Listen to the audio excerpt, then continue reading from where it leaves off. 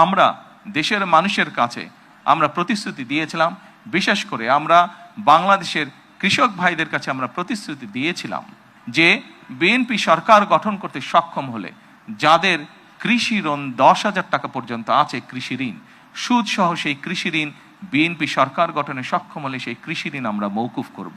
আল্লাহর রহমতে আমরা গত সপ্তাহে সেই 10,000 টাকা পর্যন্ত কৃষি ঋণ মৌকুফ সরকারের পক্ষ থেকে করে দেওয়া হচ্ছে সুদ সহ।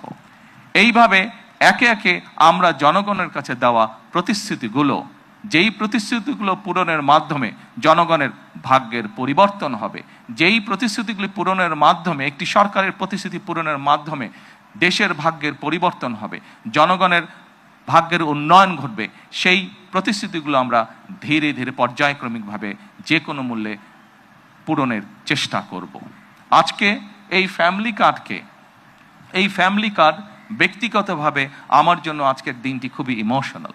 কারণ এখানে আজকে যারা আপনারা অতিথি উপস্থিত আছেন, এখানে কিছু মানুষ উপস্থিত আছেন যাদের সাথে বিগত অনেকগুলো বছর ধরে আমি বসে বসে আমরা পরিকল্পনা গ্রহণ করেছি যে কিভাবে যখন সময় আমরা পাবো, সুযোগ পাবো, জনগণের সমর্থন পাবো, সেই ফ্যামিলি কার্ডটিকে আমরা বাস্তবায়ন করব। আল্লাহ তাআলা রব্বুল আলামিনের রহমতে আজকে আমাদের সেই দিনটি উপস্থিত, যেই দিনে আমরা আমাদের এই প্রতিশ্রুতি রক্ষা করতে সক্ষম হয়েছি। সেজন্যই আজকে আমার জন্য যেমন একটি ইমোশনাল দিন, আমি মনে করি আমার সরকার এবং আমার দল বাংলাদেশ জাতীয়তাবাদী দলের জন্য একটি ঐতিহাসিক এবং একটি ইমোশনাল দিন আজকে।